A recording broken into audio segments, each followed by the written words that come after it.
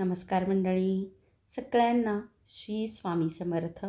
आज गुरुचरित्र पारायणाचा दुसरा दिवस आणि ही आहे दुसऱ्या दिवशीची पहाट पण म्हणता येणार नाही आणि सकाळ पण म्हणता येणार नाही, कारण दोन्हीच्या मधले जे फटफटतं म्हणजे सूर्य उदय होत असतो त्यावेळेस हे कॅप्चर केलेला मोमेंट आहे. आणि पोलवरच्या लाईट देखील बंद झालेल्या नव्हत्या त्यावेळेस मी हा व्हिडिओ केलेला आहे आपल्या व्ह्यूवर्ससाठी.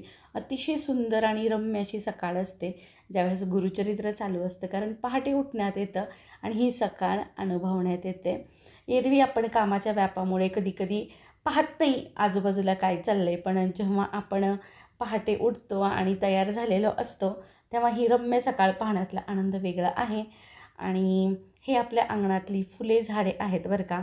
आणि पहिला जो व्हिडिओ पहिल्या दिवशीचा गेला आपल्या चॅनलवरती, तर त्याला तुम्ही जो भरभरून प्रतिसाद दिला त्याबद्दल सगळ्यांची मनापासून कृतज्ञता आणि मनापासून धन्यवाद. असेच प्रेम राहू द्यात. महाराजांचे आशीर्वाद तर आहेतच आपल्यावर. आणि उन्हाळ्यामुळे फुले थोडी कमी झालेली आहेत, पण जेव्हा पारायण चालू असतं ना तेव्हा हमखास लाल रंगाची गुलाबांना फुलं उमलतात बरं का, हे वैशिष्ट्य आहे. आणि आपला जो आंबा आहे ना दारातला, तर त्या आंब्याचं फळ आपल्या अंगणामध्ये आतमध्ये आलेलं आहे बरं का. आणि बाहेरची फळं राहत नाहीत कारण रस्त्यावर झाडं आहे, पण ना त्यातला हा आंबा तग धरून आहे, इतकं वजन झाले तरी. आता तो केव्हापर्यंत राहतो सांगता येत नाही, पण सध्या तरी आहे, त्यामुळं मी तो व्हिडिओमध्ये घेतलेला आहे कारण आठवणी राहतात ह्या गोष्टींच्या. हा असा सुंदर आंबा आपल्या अंगणाच्या आतमध्ये आलेला आहे बरं का. आणि नंतर आपण सगळं अंगण दार स्वच्छ केलेलं होतं, सडा मारून झालता, पाणी मारून झालता आणि रांगोळीची तयारी चालू होते. आणि त्यावेळी ना ही मधुमालती, तिचं देखील मी शूटिंग घेतलेलं आहे, एक क्लिप घेतलेली आहे छोटीशी. कारण मधुमालती ह्या झाडाला ना मे महिन्यामध्येच फुलं येतात. हे दोन रंग आहेत एका फुलामध्ये, थोडंसं पिवळसर आणि थोडंसं लालसर म्हणजे गुलाबीसर. आणि याचा सुगंध अतिशय सुंदर येतो बरं का. म्हणजे सुगंधी फूल देवाला अर्पण करतात म्हणतात ना, तसं हे फूल देखील चालत असावं. म्हणजे मी अजून विचारलेलं नाही केंद्रामध्ये, पण माझा असा अंदाज की ह्याचा सुगंध तेव्हा असा जवळून जरी आपण गेले ना तर ह्या फुलांचा सुगंध खूप छान येतो आणि हे उन्हाळ्यामधलं विशेष असं फूल आहे. तर अशी ही मधुमालती खूप बहरलेली आहे अंगणामध्ये. आणि प्रत्येक झाडाला फळ लागणं, प्रत्येक झाडाला फूल येणं आणि त्याची पाने हिरवीगार असणं हा कुठेतरी महाराजांचा आणि परमेश्वराचा आशीर्वादच असतो असं मला वाटतं. आता आपण आणखीन एक तुम्हाला गोष्ट दाखवायची होती, ती म्हणजे आपण जो सकाळी दिवा चालू केलेला होता तो अगदी दुसऱ्या दिवशी सकाळपर्यंत चालू होता. म्हणजे आपण म्हणतो ना पारायण कालावधीमध्ये अखंड दिवा असावा आणि तो दिवा अजिबात असा हलत देखील नव्हता बरं का, इतका तो शांतपणे चालू होता. आणि तो दिवा पाहताचा जो आनंद झाला तो शब्दात सांगता येत नाही.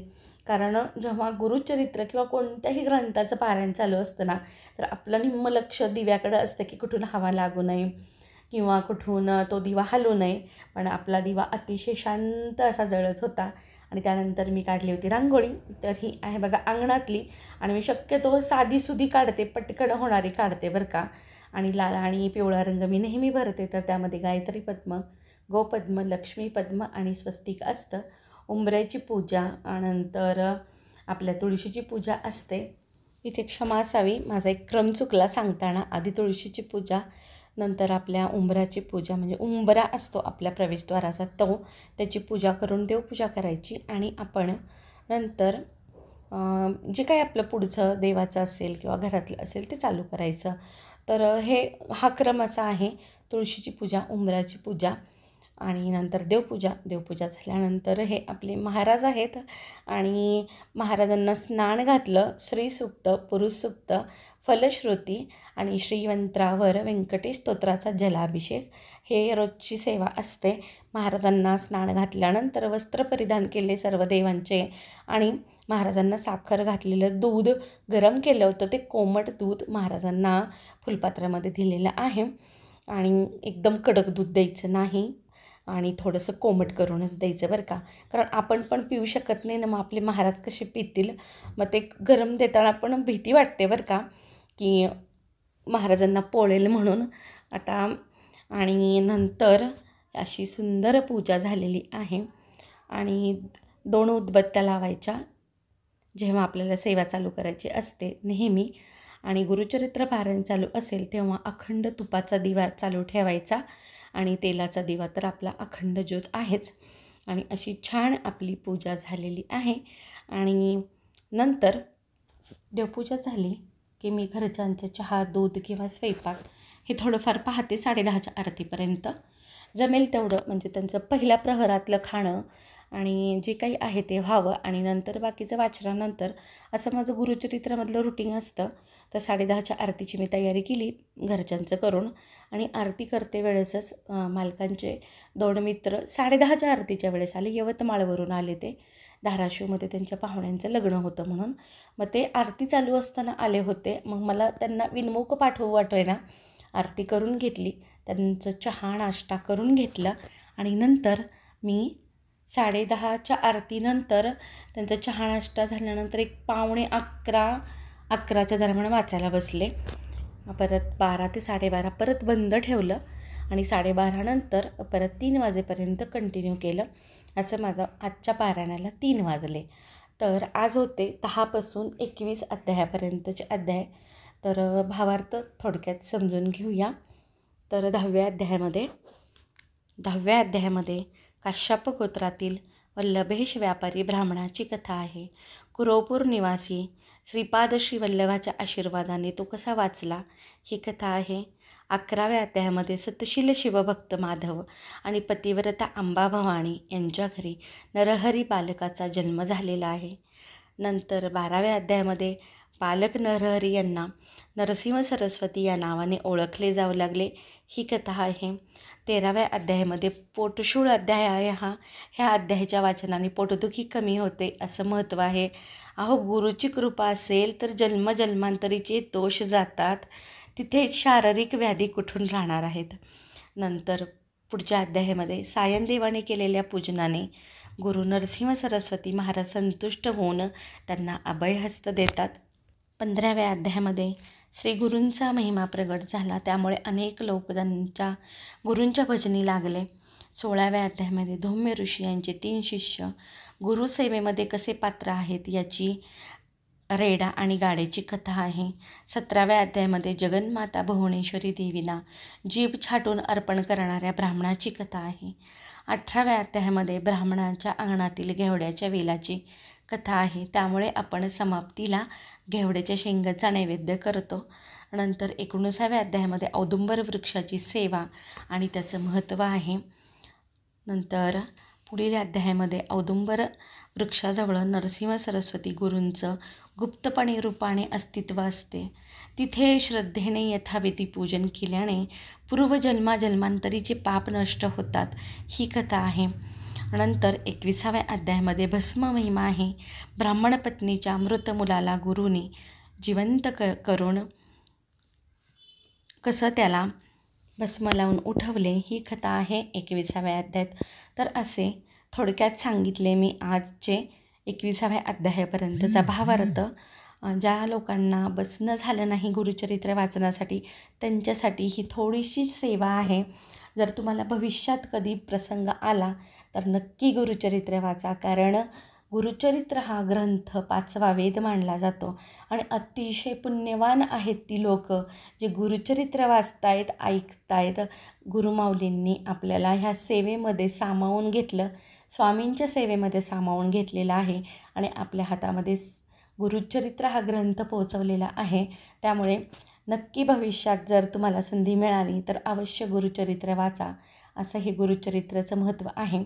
आणि ह्यापेक्षा जास्त आहे मी थोडक्यात सांगितलं आहे. जितकं मला ज्ञान आहे तितकं मी सांगितलेलं आहे. मी फार छोटी आहे गुरुचरित्राबद्दल बोलण्यासाठी बरं का, पण जे गुरुमाऊली सांगतात ना की सेवा करा आणि सेवेकरी व्हा आणि आपल्याकडून एखादा तरी सेवेकरी घडावा ही अपेक्षा. म्हणून जे लोक गुरुचरित्र वाचतात त्यांना तर महत्त्व माहितीच आहे, पण ज्यांच्यापर्यंत पोहोचली नाही ही सेवा अजून त्यांच्यापर्यंत पोहोचवायचा हा छोटासा प्रयत्न आहे. त्यामुळे आपण आजच्या 21 अध्यायापर्यंत भावार्थ घेतलेला आहे आपल्या व्हिडिओमध्ये तुम्हाला कसा वाटला, मला तो सांगता आला का माझ्या शब्दामध्ये, हे देखील मला कमेंट करून नक्की सांगा. स्वामी नेहमी म्हणतात, सेवा करा, सेवेकरी व्हा, माणूस जपा, माणूस शिका आणि देव शेवटी माणसातच आहे, असं आहे ते. नंतर मी केल्या होत्या आपल्या एकधान्य असल्यामुळे नैवेद्याला म्हणजे स्वामींच्या नैवेद्याला चपात्या आणि नैवेद्य दाखवलेलंच ताट परत मी जेवते. तर चपात्या केल्यानंतर ही केली होती मी माझी भाजी. तर अगदी साधीसुधी केली होती, पण ह्याला थोडंसं एक ट्विस्ट दिला होता. तेल गरम करून घेतलं, कढीपत्ता आणि जिऱ्याची फोडणी करून त्यामध्ये ओलं खोबरं आणि कोथिंबीर थोडंसं पाणी घालून बरं का मिक्सरला वाटलं, कारण आपल्याला शेंगादाणे पण खायचे नाही आहेत. मग ती पिवरी तेलामध्ये घातली, लाल तिखट, हळद, चवीनुसार मीठ घातलं, छान तेल सुटस्तोवर परतलं आणि नंतर त्यामध्ये बारीक चिरलेला भोपळा घातला आणि छान पाणी घालून तो मंद आचेवर शिजवून घेतला. फार चविष्ट लागते बरं का ही भाजी. का? ह्याच्यामध्ये आपण कुठले मसाले वापरले नाही आहेत, कांदा लसूण तर नाहीच आहे, पण हा जो आपण ताट करतो किंवा हा जो नैवेद्य करतो ना, तो अगोदर आपण आपल्या गुरूंना दाखवतो, आपल्या महाराजांना दाखवतो, म्हणून त्याची चव द्विगुणित नाही 100 पटीनं वाढते. आणि ते म्हणजे त्याचं अजिबात आठवण येत नाही की आपण खूप साधं खातो आहे. अहो, आपण साधं खातो आहे, पण ते गुरूंच्या आशीर्वादाने, गुरूंचा प्रसाद म्हणून खातो आहे. अशी ही एकदम छान झालेली भाजी मस्त शिजवून घेतली, हिरवीगार कोथिंबीर घातली आणि त्यानंतर आपण महाराजांना नैवेद्य दाखवला. तर ताक केलं होतं मी आणि नंतर भोपळ्याची भाजी आणि 2 चपात्या. नैवेद्य दाखवताना नेहमी 2 चपात्यांचा दाखवायचा आणि आपल्याला नाही संपलं तर एक एकदा खायची, एक दुसऱ्यांदा खायची बरं का. आणि आता ही आहे आपली 10:30ची आरती. तर 10:30च्या आरतीच्या वेळेस आपण नैवेद्य पण दाखवला होता आणि मखाणे असतात ना, म्हणजे ते थोडेसे मी तूप आणि मीठ घालून भाजून घेतले होते. तर मखाण्यांचा नैवेद्य दाखवला होता.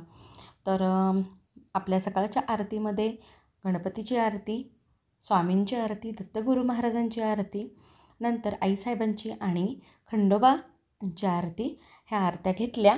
आणि नंतर आता ही संध्याकाळच्या आरतीची तयारी आहे. तर त्यासाठी केला होता मी गरम गरम चपाती केली, थोडीशी जाडसर, आणि ती हाताने अशी चुरून घेतली. नाही झालं मिक्सरला आपण थोडी फिरवले तरी चालेल. किसलेला गूळ घेतला, थोडीशी वेलची पावडर आणि तूप घातलं चमचाभर आणि ते छान मळून घेतलं. त्याचा ह्या पद्धतीचा मलिदेचे लाडू केले आणि नंतर संध्याकाळचे महाराजांना नैवेद्य दाखवून मग संध्याकाळच्या आरत्या घेतल्या. अगोदर नैवेद्य दाखवायचा. नैवेद्य दाखवताना जे ताट किंवा वाटी ठेवणार आहे त्याच्याखाली मंडळ काढायचं, ते ताट किंवा वाटी ठेवायचं, त्यावरती तुळशीपत्र जमेल तर, आता मी संध्याकाळच्या आरतीला ठेवलेलं आहे. सकाळी मी जास्त तुळशीपत्र तोडत नाही, कारण भरपूर फुलं पाणी असतात म्हणून. आणि नंतर नैवेद्य दाखवल्यानंतर आरत्या घ्यायच्या. तर संध्याकाळच्या आरतीमध्ये आहे बघा, गणपतीची आरती, स्वामी समर्थ महाराजांची आरती, ही संध्याकाळची आरती वेगळी आहे. नंतर दत्तगुरू महाराजांची आरती ही देखील वेगळी आहे. नारायणाची आरती आणि गायत्री मातेची आरती ह्या संध्याकाळच्या आरत्या वेगळ्या आहेत. सकाळच्या 10:30च्या आरत्या वेगळ्या आहेत. हा नियम आहे गुरुचरित्र सप्ताह काळातला बरं का. आणि सगळ्या आरत्या झाल्यानंतर नित्यसेवा तर असतेच, कारण 11 माळ स्वामी समर्थ महाराजांची, नंतर 3 अध्याय रोजचे, ही नित्यसेवा कंपल्सरी करायची. आणि विष्णू सहस्त्रनाम, आता विष्णू सहस्त्रनामाबद्दल एक सांगते की आपलं जे दिंडोरी प्रणीत विष्णू सहस्त्रनाम आहे, जर तुम्हाला घेता नाही आलं, त्यातले काही शब्द चुकले, तर आपल्या यूट्यूब चॅनलला सर्च करायचं दिंडोरी प्रणीत विष्णू सहस्त्रनाम. समोर ते दादा येतात, ते दादा सप्ताह कालातील विष्णू सहस्त्रनाम वाचन करतात. आपण ते पुस्तक ओपन करून त्यांच्यासोबत जमेल तेवढं म्हणायचं, नाही जमलं तर फक्त समोर पुस्तक धरून त्याचं वाचन तरी करायचं. असं विष्णू सहस्त्रनामानंतर तुकारामाचा अभंग आणि ज्ञानेश्वर माऊलींचं पसायदान आणि आणखीन एक कालच्या पहिल्या दिवशीच्या व्हिडिओमध्ये गीतेचा 15वा अध्याय आणि गीतेची 18 नावे हे देखील घ्यायचं आहे संध्याकाळच्या सेवेत. हे राहून गेलं होतं, क्षमा असावी. तर रोज घ्या, नाही जमलं तर किमान गीतेची 18 नावे तरी घ्या. तर अशी ही आपली दैनंदिनी असते सप्ताह काळामध्ये. तर हा दिवा आहे आपल्या तुळशीजवळचा बरं का. तर आरती घ्यायच्या अगोदरच मी तुळशीचा दिवा प्रज्वलित केलेला असतो. दिवा आणि उदबत्ती लावून घेते नंतर प्रवेशद्वार जे माझं दुसरं आहे तिथे पण मी धूप लावते आणि शक्यतो दरवाजे उघडे ठेवायचे आपल्या आरत्या चालू असताना. तर अशी आपली दुसऱ्या दिवशीची दैनंदिनी आहे. काही चुकलं असेल, काही राहिलं असेल तर मनापासून क्षमा करा. आणि आपण आता नवीन व्हिडिओसोबत उद्याच्या म्हणजे तिसऱ्या दिवशीच्या व्हिडिओमध्ये भेटणार आहोत. तर सगळ्यांना मनापासून व्हिडिओ पाहिल्याबद्दल धन्यवाद, कृतज्ञता आणि सगळ्यांना श्री स्वामी समर्थ. महाराजांचे आशीर्वाद सगळ्यांवर कायम अशीच राहू देत, एवढीच मागणं महाराजांना.